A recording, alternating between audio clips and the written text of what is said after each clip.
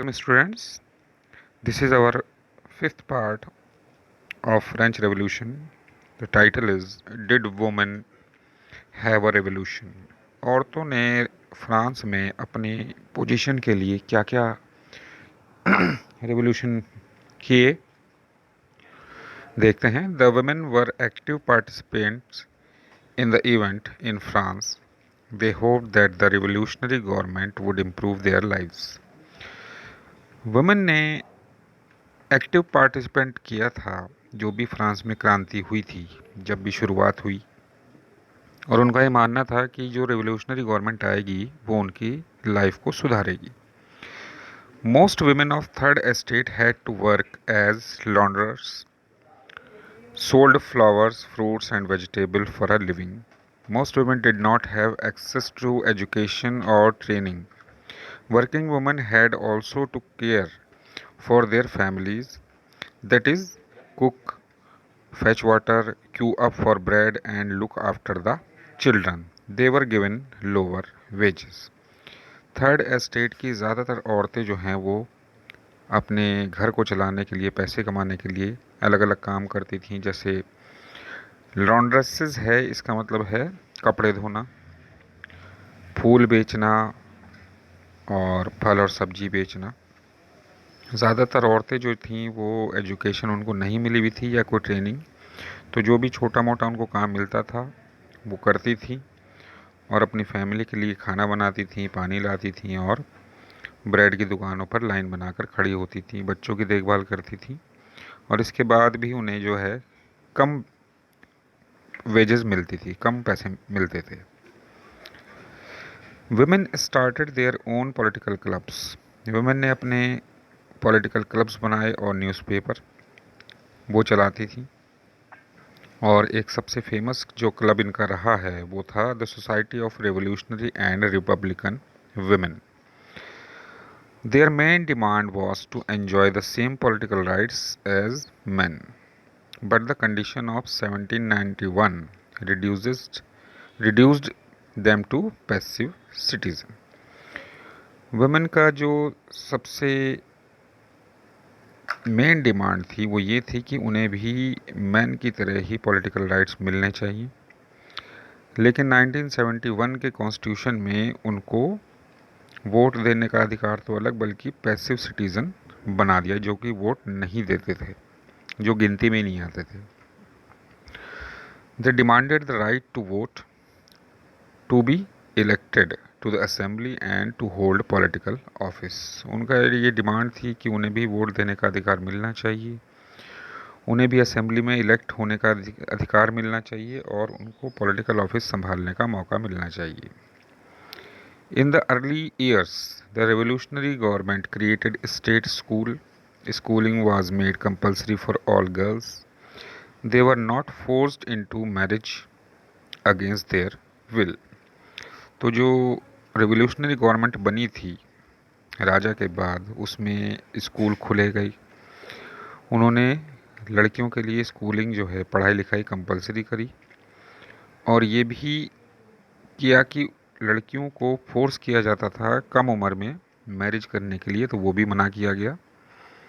Divorce was made legal and could be applied for by both man and women. Divorce को legal बनाया गया और man या women कोई भी डिवोर्स मांग सकता था. Women could now train for jobs. Women job के लिए अब ट्रेनिंग ले सकती थी, बिकम आर्टिस्ट और रन स्मॉल बिजनेसेस. आर्टिस्ट बन सकती थी, अपने छोटे मोटे काम कर सकती थी. Their struggle for equal political right however continued for 200 years. हालांकि उसके बाद भी लगभग 200 ईयर्स तक उनकी जो पॉलिटिकल राइट का जो स्ट्रगल था, वोट देने का अधिकार, वो चलता रहा. During the reign of terror the government banned their clubs and activities.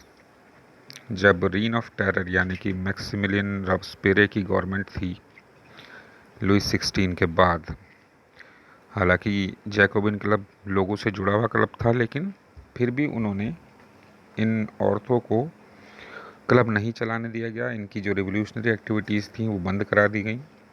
बहुत सारी औरतों को अरेस्ट किया गया और मार दिया गया। The fight for the vote was carried out through an international suffrage movement.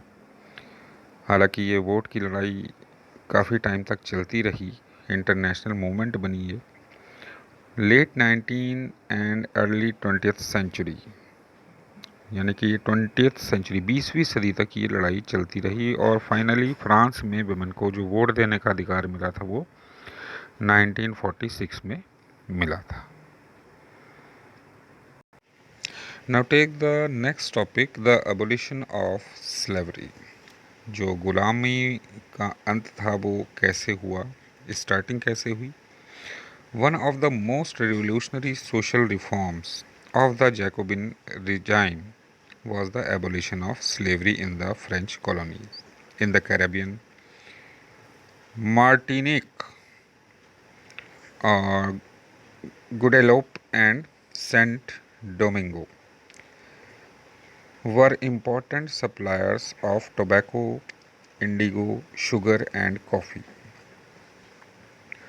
हालांकि जैकोबिन रिजाइम में सबसे मेन डिमांड ये भी रखी गई थी कि जो गुलाम प्रथा का अंत है वो होना चाहिए। लोगों को गुलाम बनाकर रखना गलत है, क्योंकि उस टाइम जो फ्रेंच कॉलोनीज़ थी जैसे कि Caribbean, Martinique,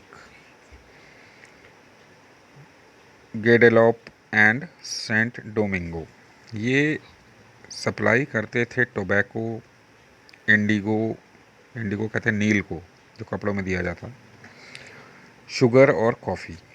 but European did not want to go and work so far, it meant a shortage of labour. लेकिन वहाँ पर यूरोप के लोग जाना नहीं चाहते थे, क्योंकि ये बहुत दूर थे वहाँ से, छोटी छोटी जगह थी, तो वहाँ पर लेबर की कमी पड़ने लगी। इस लेबर की कमी को पूरा करने के लिए ट्रायंगुलर स्लेव ट्रेड शुरू हुई, जो कि यूरोप, अफ्रीका और अमेरिका की तरफ चलती थी। देखिए ये ट्रायंगल बनता है, इसीलिए इसका नाम ट्रायंगुलर ट्रेड दिया गया। ये मैं आपको पहले बता दूं क्या होता था। अमेरिका की साइड जो कैरेबियन दिख रहा है आपको लिखा हुआ, ये फ्रांस की कॉलोनी थी। यहाँ पर इनके लोग जो थे वो तरह तरह की चीज़ें उगाया करते थे। तो यूरोप से लोग आते थे अफ्रीका, यहाँ से गुलाम ख़रीद कर ये कैरेबियन पहुँचा देते थे, और वहाँ से जो भी सामान उगता था वो यूरोप के मार्केट में पहुँचकर बिकता था। तो इसलिए ये ट्रायंगुलर ट्रेड कहलाती थी। So this trade began in 17th century.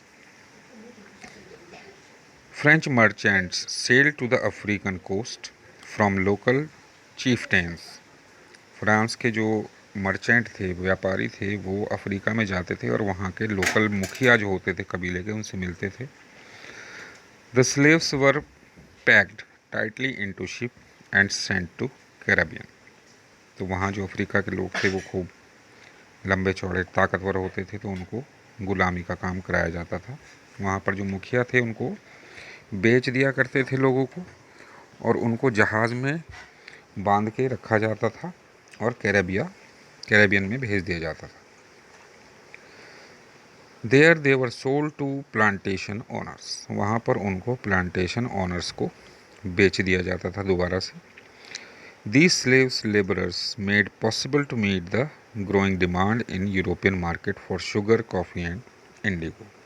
यहाँ पर इन गुलामों का ये काम था कि ज़्यादा से ज़्यादा इन चीज़ों की ग्रो कराना, जैसे शुगर है, कॉफ़ी है, इंडिगो है, क्योंकि इनकी यूरोपियन मार्केट में बहुत ज़्यादा डिमांड होती थी।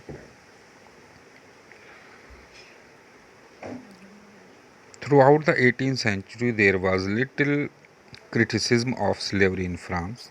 The National Assembly held debates but did not pass any law, fearing opposition from businessmen. हालांकि 18th सेंचुरी में इसके बारे में थोड़ा बहुत ही क्रिटिसिज्म, इसकी बुराई होती थी। नेशनल असेंबली में भी इस पर डिबेट हुई, लेकिन उन्होंने कोई इसके लिए कानून बनाया नहीं, क्योंकि उन्हें डर था कि इससे बिजनेसमैन जो है वो नाराज़ हो जाए।